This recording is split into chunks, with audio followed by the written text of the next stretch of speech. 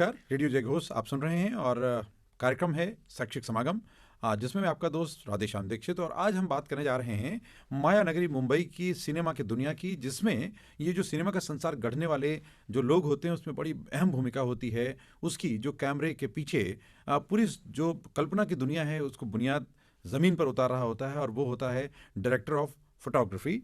और ये केवल फोटोग्राफी लगता है लेकिन उसमें सिनेमेटोग्राफी भी लगी हुई है, उसमें कॉन्सेप्ट भी लगा हुआ है। और जो लेखक ने, जो स्क्रिप्ट राइटर ने जो स्क्रिप्ट तैयार की है, जो कहानी के किरदार हैं उनको ठीक ढंग से उकेरना ये बहुत महत्वपूर्ण है। तो लेंस के ज़रिए जो कैनवस पर काम करने वाला कारीगर है, शिल्पकार है, वो हमारे सामने है नरेंद्र गेड़िया जी। आपका बहुत बहुत स्वागत। और चूंकि एक और आम समझ लोगों की है कि अगर पिता जिस रास्ते पे काम किए होते हैं तो वो पुश्तैनी काम होता है, और उस पुश्तैनी काम को बड़ा आसानी से पाया जा सकता है, हासिल किया जा सकता है, और इंडस्ट्री में आपकी पैठ बन सकती है, और उस पैठ से आप बहुत जल्दी अपना मकाम हासिल कर सकते हैं। लेकिन असलियत क्या है ये हम जानेंगे नरेंद्र जी से। नरेंद्र जी, बहुत बहुत स्वागत हमारे स्टूडियो में। Thank you so much sir. ये जो मायावी दुनिया है ये बहुत लोगों को लुभाती है, और इसलिए हमारे देश के हर हिस्से से युवा साथी ट्रेन पकड़कर सीधे माया नगरी में पहुंच जाते हैं। उनको लगता है कि ये दुनिया मेरा स्वागत करेगी बाहें फैलाकर, लेकिन ऐसा होता नहीं है। जी। तो इसके पीछे वास्तविकता क्या है, इस कार्यक्रम में, शैक्षिक समागम में हम सिखाने की कोशिश करते हैं, समझाने की कोशिश करते हैं, बताने की कोशिश करते हैं, ताकि लोग उसे एब्जॉर्ब करें और जब जाएं तो तैयारी के साथ जाएं। आपने जी। बड़ी लंबी तैयारी की, जी। तो ये डीओपी क्या है पहले ये बताएं। और ये यात्रा, आप तो गुजरात के रहने वाले, आपके यहाँ तो इमिटेशन ज्वेलरी का काम होता था, कहाँ से कहाँ पहुँचे, थोड़ा बताएं हमारे श्रोताओं। मैं हमारा बिजनेस था इमिटेशन ज्वेलरी का, और मेरे फादर थे ज्वेलको के नाम से हमारा बिजनेस चलता था। और काफ़ी मतलब हमारे पिताजी भी कानपुर से आए हुए थे, क्या मुंबई आए हुए थे। वहीं उन्होंने काफ़ी स्ट्रगल की, सब कुछ किया, और फाइनली एट द एंड उन्होंने एक पर्टिकुलर अपना बिजनेस खड़ा किया। और जब मैं 18 इयर्स का था तब से मतलब हमारे 89 में ना उनके एक दोस्त हैं जो फिल्म इंडस्ट्री से कोई जुड़े हुए थे, तो वो मिले थे उनको, तो उन्होंने बोला कि क्यों ना एक फ़िल्म बनाई जाए। उस वक्त बिज़नेस का काफ़ी काम चल रहा था। तो एक होता ना कि एक फिल्म इंडस्ट्री बेसिकली हमारी इंडस्ट्री में कहते हैं कि एंटरटेनमेंट लाइफ जो देखनी है, मतलब आपको अगर आप बिज़नेस भी कर रहे हो, चाहे जॉब कर रहे हो, चाहे सर्विस कर रहे हो, तो ये फिल्म इंडस्ट्री ऐसी चीज़ है कि आपको काम के साथ साथ आपको घुमाती भी है, और मतलब आपका सारा मतलब अपने जो लाइफ में करियर में जो सपना देखा होगा वो सारी पूरी करती है, ड्रीम्स पूरी करती बिल्कुल है, अवसर देती है। क्योंकि उसमें आप काम भी करते हो, आप घूमना फिरना भी होता है, और आप मतलब बहुत सारी चीज़ें इसमें है ना रिलेट हो जाती हैं। एक्सप्लोरेशन बहुत है। एक्सप्लोरेशन बहुत है।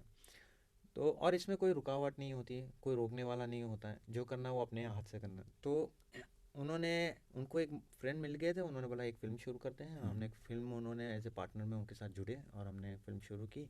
और मैं तो उस वक्त स्कूल में जाया करता था, और उसके बाद मेरा फर्स्ट ईयर कॉलेज शुरू हुआ था। तो मुझे फ़ोटोग्राफी का शौक़ था, बट ऐसा नहीं था। जब हमारा शेड्यूल शुरू हुआ था, हमारा पहला प्रोजेक्ट मुहूर्त हो गया था अच्छा खासा हमने, और फिर उसके बाद शुरू किया शेड्यूल। तो उस वक्त डैडी को लगा कि भाई तू पढ़ाई बढ़ाई तो तू तेरे करेगा नहीं करेगा मुझे पता नहीं, बट मैं तुझे साथ में जोड़ लेता हूँ। तो हमारे फिल्म की जो डीओपी थे, पराक्रमी फिल्म नाम था उनका, जिसमें मिथुन चक्रवर्ती, संगीता बिल्लानी, कादर खान, चरण राज वगैरह सब, ये सब थे, कादर खान सब। तो श्रोताओं को मैं बता दूंगा कि ये पिक्चर के जो प्रोड्यूसर थे वो इनके पिताजी थे जी, अरविंद गेड़िया नाम। अरविंद गेड़िया जी। और उन्होंने पहला सपना देखा था मुंबई नगरी में पहुंचने का, और उन्होंने चूंकि ज्वेलरी का काम था तो यानी कारोबार ठीक चल रहा था, हाथ में पूंजी भी रही होगी, इसलिए उस समय कम खर्च में, लागत में फिल्में बन जाया करती थी। आज तो लागत बहुत बढ़ गई, लेकिन उस समय के हिसाब से वो बड़ा महंगा काम था, और उन्होंने उसको शुरू किया। और उसमें आपने पिताजी के साथ साथ हाथ पकड़कर चलना शुरू कर दिया और सीखना शुरू कर दिया। जी। तो उन्होंने मुझे फिर अपने डीओपी के साथ कहा, उनको उस वक्त तो फ़ोन वोन हुआ नहीं करते थे, मोबाइल वगैरह। तो मेरा अर्ली मॉर्निंग कॉलेज होता था, जैसे दोपहर हो जाती थी, और उस वक्त थॉमस जेवियर जो थे काफ़ी पीक टाइम था उनका, बैक टू बैक फिल्में थी, खिलाड़ी, बाजीगर, महासंग्राम, पीच, मतलब बहुत सारी ऐसी फिल्में उन्होंने, बड़ी फिल्में उनके साथ जुड़े हुए थे। तो वो मुझे घर ले गए उनके, और डैड ने बोला उनको कि भाई ये मेरा बेटा है, इसको काम सिखाओ, इसको अपने पास रखो, चाहे मारो चाहे पीटो, कुछ भी करो, मुझे कोई फर्क नहीं, मतलब तराशना है एक ज्वेलरी की तरह से। एग्जैक्टली। तो मैं भी शौक में बोला कि यार ये क्या कह रहे हैं फादर। बोला कि चलो कोई बात नहीं, इम्तिहान लिया जा रहा है, ले लेते हैं, देख लेते हैं। उस वक्त तो 18 साल में क्या अपनी सोच होगी हाँ, कैसे। और ये कारण से पढ़ाई उतनी आगे नहीं बढ़ पाई क्योंकि उसको वक्त वक्त उतना नहीं जी मिला, और ये रम गए, और रमने के कारण अब वो काम नहीं हुआ। जी तो आपसे ये बड़ा सवाल आता है क्योंकि हमारे जो बच्चे बहुत से देश भर के आते हैं, उनके बड़े सपने हैं, जी क्योंकि आजकल मीडियम बहुत हैं और जी वो जी बहुत सारा एक्सपोजर हो रहा है, जी जी यूट्यूब के ज़रिए, सोशल मीडिया के ज़रिए आ रहा है, ओटीटी के ज़रिए आ रहा है, फिल्में और टीवी तो राइट हैं राइट ही। राइट तो इसके ज़रिए उनको बहुत सारा एक्सपोजर, उनके उनका जो इंटरेस्ट है वो ब्लास्ट कर रहा है, वो निकलना चाहते हैं जी अपनी प्रतिभा के लिए मंच की तलाश में। जी क्या सजेशन आपका रहेगा कि जो आपने तैयारी की है, आपने बहुत अनुभव प्राप्त किया, जी और उसमें जैसे जैसे स्टेप बाय स्टेप तराशा जाता है, जी व्यक्ति का भी व्यक्तित्व तराशा जा रहा है, तो ऐसे जो लोग हैं हमारे साथी हैं, उनको जरा बताइए कि जब वो जाते हैं तो क्या मन होना चाहिए, तरीका क्या होना चाहिए, और वास्तविक सीखने की प्रक्रिया होती क्या है मुंबई में। जैसे अभी आजकल सोशल मीडिया का काफ़ी हो गया है, रील्स बनने शुरू हो गए हैं, ओटीटी प्लेटफॉर्म्स आने लग गए हैं, आज सभी के पास मोबाइल्स हैं और सब लोग अपने अपने एक्सपेरिमेंट करते रहते हैं। यही एक उसमें आपस में बेसिकली मैं बताऊं, फिल्म जो हम 3 घंटे में दिखाते हैं, हम 24 घंटा करते हैं। हम्म हर आदमी एक एज एन किरदार और एज ए टेक्नीशियन, सब वो खुद पूरी 24 घंटे में चलता आ रहा हम्म है। हम्म, जैसे हम बात कर रहे हैं, चाहे कोई कुछ और कर रहा है, फ़ोन लगे हैं, मतलब ये अपने आप में किरदार ही है। ठीक बात। और वो बेसिकली क्या होता है कि अगर उनको कुछ आगे करना है तो वो पहले अपने आप को, क्योंकि क्या है, सबसे पहले आपको तय करना होता है कि आप करना क्या चाहते हैं। अगर आपका इंटरेस्ट अगर इस इंडस्ट्री से जुड़ा हुआ है, या आपको ऐसा लगता है कि मैं थोड़ा एंटरटेनमेंट अपना बना लूँ, तो आजकल तो ये रूटीन सा हो चुका है कि हर आदमी, हर कोई है ना, बेसिकली फ़ोन पे रील्स बनाने शुरू कर देते हैं। तो ये अभी एक नॉर्मल सा हो गया है, बट उसको बेसिकली आप अगर एक सपना लेके चलना चाहें तो फिर उसके लिए आपको सबसे पहले एक डेडिकेशन दिखाना पड़ेगा उस चीज़ को लेकर, आपको इस रूट से चलना पड़ेगा। आज इंस्टीट्यूट बना हुआ है उसी के लिए। जैसे हम स्कूल में पढ़ाई करते हैं ABCD की तरह, वैसे इंस्टीट्यूट बने हुए हैं। तो क्यों ना एक इंस्टीट्यूट की में जाके एक बार अपने आप को थोड़ा सा ना एक अलाइनमेंट कर अलाइन लें। कर ले, क्योंकि हाँ मैं अगर इस फील्ड में जाना चाह रहा हूँ तो इस फील्ड में जाने के लिए मुझे सबसे पहले ABCD पढ़नी पड़ेगी हाँ उसकी। बिल्कुल, बुनियादी जो शिक्षा है वो एग्जैक्टली ज़रूरी है, उससे एक एग्जैक्टली समझ विकसित हो जाती है, आपको स्ट्रक्चर का पता चल जाता है, एग्जैक्टली। फिर आप एक्सपेरिमेंट करते हैं। या अब जब हो जाने के बाद वहाँ से जब अब निकल जाते हैं, क्योंकि काफ़ी अच्छे अच्छे एक्टर्स, बड़े बड़े सीनियर एक्टर्स भी FTI से होकर आए हैं, बाहर से आए हैं, तो वो भी एक इंस्टीट्यूट ही था। तो इंस्टीट्यूट ही है बेसिकली। बिल्कुल। तो वो एक जर्नी, वो एक स्कूलिंग की तरह है। तो आपको अगर वहाँ से निकलते तो आपके लिए आसान हो जाती है जब आप इंडस्ट्री में एंटर होना चाहते हो। वरना अगर आप है ना, अगर मोबाइल से और रील से भी काम कर रहे रहते तो वो एक आपका उस पर्टिकुलर टाइम पीरियड के लिए है। वो एक ऐसी चीज़ें होती हैं कि हाँ चलो ठीक है, हमने बना ली वीडियो और हमने डाल दी और उसमें सब्सक्राइब हो गई या लाइक हो गई, व्यूवर्स आ गए हैं, तो फिर ठीक है, मतलब वो इंटरेस्ट सर हो गया। हाँ इंटरेस्ट हाँ, हो गया। लेकिन नेक्स्ट लेवल पर जाने नेक्स्ट के लेवल लिए पे जाने के लिए तैयारी भी आपके नेक्स्ट लेवल रिक्वायर्ड की होती है। चाहिए। बिल्कुल, ये बहुत तो महत्वपूर्ण बात आपने की, और आपने तैयारी जो की वो भी जाना बहुत ज़रूरी है। इतना बैकअप होने के बाद भी कि पिताजी अपने खुद प्रोड्यूसर हैं, जी उनकी फिल्म में भी काम कर रहे हैं, बावजूद उसके जी संघर्ष जिसको कहा जाता है, जी। वास्तव में सीखने की प्रक्रिया है, और कितनी लंबी है इस प्रक्रिया आपकी चली, इधर बताएं। मैं 89 से मैं जो जुड़ा, हम्म मेरी फिल्म का मैं एज ए प्रोड्यूसर सिग्नेटरी था मैं। हम्म मतलब पैकअप के बाद मुझे चेक साइन करने होते थे, बट हम्म उससे पहले मेरा ये काम था कि मैं मेरे DOP के साथ एक इंटर्नशिप कर रहा था। हम्म। तो मैं उनकी तरह, उनके बॉय की तरह काम कर रहा हाँ हाँ था। तो बॉय और लाइटमैन बनना, ये बनना, और साथ साथ साइमल्टेनियसली पैकअप होते ही साइन करके चेक देना सबको। तो ये वो एक तरीका जो था, तो मेरे लिए तो वो है ना बेसिकली एक नींव से, मतलब एक है ना बिल्कुल बिल्कुल। बोन की तरह हो गया था। क्योंकि मैं इस तरह से सीख रहा हूँ, तो मैं शायद मैं भी लगे ना, छोटी छोटी बातें, जब छोटी फिल्म बननी होगी तो भी मैं आजमा लूँगा, बड़ी फिल्म बननी होगी तो भी मैं कर पाऊँगा। मतलब ये एक लेवल बन जाता है, प्रैक्टिकली नॉलेज लेने से ये एक बेनिफिट हो जाता है। बहुत बड़ा फायदा होता बट उसके लिए पेशेंस चाहिए होता है। मैंने उस वक्त के टाइम पे तो इतना फास्ट नहीं होता था, ये डिजिटल ना होने के कारण, एनालॉग होने के कारण है, टाइम बहुत 4-4 8-8 साल लग जाते थे सिर्फ असिस्टेंट रहने में। हम्म इंटर्नशिप 4 इयर्स की मैंने। हम्म उसके बाद 10 साल मैंने as an assistant focus puller mister Sameer Arya के साथ मैंने काम किया। तो उसके बाद 2004 में मैंने इंडिपेंडेंट शुरू किया। हम्म तो वो तभी हुआ जब कि मैं अपने आप को महसूस कर पाया कि अब मैं उस पर्टिकुलर लायक बन चुका हूँ। हम्म। और वो बनने के लिए भी इंडस्ट्री में तो है ना, काम अगर जितना करो उतना सीखो, वो वाली बात है। बिल्कुल, वो तो कमी है, तो कम, हमेशा बढ़ता रहेगा। अब हाँ, आप कहीं पे कुछ और सीखने को मौका मिल रहा है, कभी कुछ और करने का मौका मिल रहा है, क्योंकि हर एक वेरिएशन है ना, मतलब आपको एक नहीं है कि आपको सिर्फ एक ही लाइन पे चलना है, आपको 10 रास्ते पे भी गुजरना होता है। बिल्कुल बिल्कुल। चाहे छोटी फिल्म हो, चाहे डॉक्यूमेंट्री फिल्म हो, चाहे मल्टी सेटअप हो, चाहे फिल्म फेस्टिवल फिल्म हो, चाहे शॉर्ट फिल्म हो, चाहे मतलब बहुत सारी, और मैं सबसे गुजर चुका हूँ। तो मैंने ये एक्सपीरियंस इसलिए लिया ताकि मुझे पता चले कि मेरी कैपेसिटी है कि मैं कितना मैं उसको सस्टेन कर पाता हूँ। और ये सब सीखने से एक बेनिफिट ये हो जाता है कि अगर कल बोले भाई कोई छोटा प्रोड्यूसर हो, in the sense like low budgeted film हो, वो बोले भाई मेरा ये बजट कम है तो इसमें ये, हाँ जी मैं आ गया, और ये बड़ा है तो हाँ जी मैं आ गया, तो मतलब वो एक इंटेंशन हो जाती है, तो आप यानी मैनेज कर लेते जो हैं। फिटमेंट है वो हो सकती जी हो। एक जैसे टेलर जो है वो कपड़े को कोई भी शेप दे सकता है, तो एक जो शिल्पकार कैमरे का है यानी डीओपी जो है जी वो वैसा कर सकता है। कम संसाधनों में भी एक, क्योंकि जो रचनात्मकता है वो एक अलग चीज़ है। जी प्यासा में तो गुरदत्त ने बहुत सी नेचुरल लाइटिंग यूज़ करते थे, जी जी लाइट्स कम इस्तेमाल करते थे, एग्जैक्टली नेचर की लाइट्स को बहुत जी जी अलग तरीके से, तो उनकी अपनी एक शैली थी। राइट और बहुत से ऐसे जो उनके चाहने वाले हैं, उनकी रास्ते पर चलने वाले हैं, वो नेचर की प्रकृति की सौंदर्य को इसी तरह से उपयोग करते हैं। जी तो ये है, लेकिन बावजूद इसके तकनीक के साथ और अपने जो आइडियाज़ हैं, एक्सपेरिमेंटेशन है और बहुत सारा शिल्प है, उसको सीखना, जानना, प्रयोग करना। तो इसमें हमारे जो विद्यार्थी आते हैं वो कैसे चुनें, कैसे निर्णय करें, थोड़ा आप कुछ टिप्स के रूप में आपके या अनुभव से कुछ दे सकें। जैसे अगर आप इंस्टीट्यूट से सीख रहे हैं तो आप ये भी ध्यान में रखें क्योंकि बेसिकली इंडस्ट्री में कैसा होता है कि जो इंडस्ट्री से इंस्टीट्यूट से निकलता है उनका एक दायरा बन जाता है। वो सोचते हैं कि मुझे इसी तरह काम करना है। अगर आपके अंडर में आप कोई प्रोजेक्ट लेना चाह रहे हो या कोई फिल्म आपको मिल रही है, वो प्रोड्यूसर चाहे छोटा हो, चाहे मतलब एक छोटे बजट की फिल्म बना रहा हो, वो प्रोड्यूसर चाहे बड़ी बजट की फिल्म बना रहा हो, तो उसके साथ ढलना ज़रूरी है। अगर इंस्टीट्यूट से काफ़ी चीज़ें ऐसी हुई हैं जो नोटिस की है, मैंने ऑब्जर्व किया हुआ है कि जो इंस्टीट्यूट से निकलते हैं उनका एक है ना, एक ये होता है कि हाँ हम इस तरह से ही कर पाएंगे, अगर हमारी रिक्वायरमेंट है ना तो इतनी है तो इतनी ही है।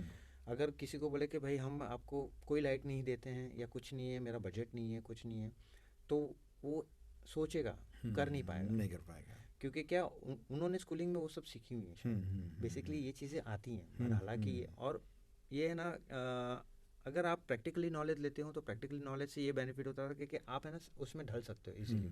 आपको बोला गया कि भैया मेरा बजट है नहीं तो इस कम लाइटों में काम करना, ठीक है कोई बात नहीं। जैसे मैंने काफ़ी बड़े बड़े डीओपी के साथ काम किया हुआ है, संतोष शिवन जी के साथ किया हुआ है, रवि की चंद्रन जी के साथ किया है, एम क्रीम के साथ किए हैं, मतलब साउथ के भी डीओपीज़ हैं, यहाँ के डीओपीज़ हैं, बाबा आजमी, सबके साथ काम किया हुआ है। तो बट है ना, मैं अशोक मेहता जी, तो उन लोगों का जो वे ऑफ वर्किंग है वो है ना इतना नेचुरल रहता है, मतलब उनके लिए ये नहीं होता कि मुझे है ना इस पर्टिकुलर चीज़ों के लिए मुझे इतनी चीज़ें चाहिए। कभी कभार क्या होती है, लाइटें आती हैं एक सेट पे आती हैं, कभी कभार उनको लगता है कि नहीं ये सीन का ऐसा मज़ा है कि इसको सोर्स लाइट में खेला जाए, तो वो सोर्स लाइट में फिर उसको यूटिलाइज करते हैं। मतलब ये चीज़ है, तो ये बेनिफिट ये होता है प्रैक्टिकल नॉलेज का। प्रैक्टिकल नॉलेज में आप है ना गिरते पड़ते सब आते हो, जैसे कहते हैं बच्चे साइकिल चलाते हो गिरने के बाद वैसा हाल होता है। इंस्टीट्यूट में आपको बताया जाता है कि हाँ साइकिल को चलाना तो ऐसे ही चलाना और ऐसे ही वो चलाएगा। आपने बहुत महत्वपूर्ण बात की, और जितनी डीओपीज़ का नाम लिया, ये देश के सबसे नामचीन डीओपीज़ हैं, जो देश की सबसे बड़ी फिल्में बनी हैं, ये उनके पीछे उनका हाथ, उनका कमाल और उनका शिल्प शामिल रहा है, और उनका नाम आज भी लिया जाता है। और जो लोग आज भी काम कर रहे हैं वो बड़ी, उनके पास डेट्स की अवेलेबिलिटी उतनी नहीं है, बहुत बिजी रहते हैं, बहुत अच्छी फिल्में। मैं तो बेसिकली मेरे बॉस समीर आर्यन जिनके साथ मैंने जो 10 साल में मैंने जो ये पर्टिकुलर जिस लेवल पे मैं आया हूँ, मैं उन्हीं की वजह से आया हूँ। कौन कौन सी फिल्मों में आपने उनके साथ काम किया? मैंने आप लौट चले, कोयला, डुप्लीकेट, नाजायज़, फिर बस इतना सा ख्वाब, फिर खिला, बाजीगर, मैं तो वो असिस्टेंट थे। तो इतनी सारी फिल्में, प्लस उनका ये है कि मैं उनके साथ रहा, उन्होंने मुझे हमेशा बहुत सारी चीज़ें सिखाई हैं प्रैक्टिकली, मतलब कि इस तरह से आपको डायरेक्टर के साथ कोऑर्डिनेट करना है, इस तरह से आपको प्रोड्यूसर के साथ कोऑर्डिनेट, एक होलिस्टिक जो मतलब हर एक चीज़ मैं उनके साथ रह के बहुत कुछ सीखा हूँ। तब जाके मैं एक इंडिपेंडेंट अप्रोच, जिस वक्त मैं इंडिपेंडेंट बना 2004 में, मेरी पहली फिल्म थी शिकार, तो डैनी, राज बब्बर, शक्ति कपूर, आशीष विद्यार्थी उसमें थे। तो मेरे लिए वो एकदम आसानी हो गई थी, क्योंकि आप उनके साथ जेल होने के लिए, क्योंकि ऑब्जर्वेशन वैसा था। आप लौट चले, ऋषि कपूर, मतलब सारे बड़े बड़े डायरेक्टरों के साथ, उनके साथ मैंने देख के मैंने ये सब सीखा है। ये बहुत महत्वपूर्ण है। और क्या सीखा है, और क्या सीखने की ज़रूरत है, और आपके व्यक्तित्व में कौन कौन सी चीज़ें और आनी चाहिए, इस पर भी बात करेंगे, लेकिन एक छोटे से अंतराल के बाद। रेडियो जयघोष आपके पास ऐसे ही जुड़ा हुआ है, और आप बहुत से कार्यक्रम जो है आप सुनते हैं, उनका प्यार हमें मिल रहा है, ऐसे ही मिलता रहे। जल्द मिलते हैं ब्रेक के बाद।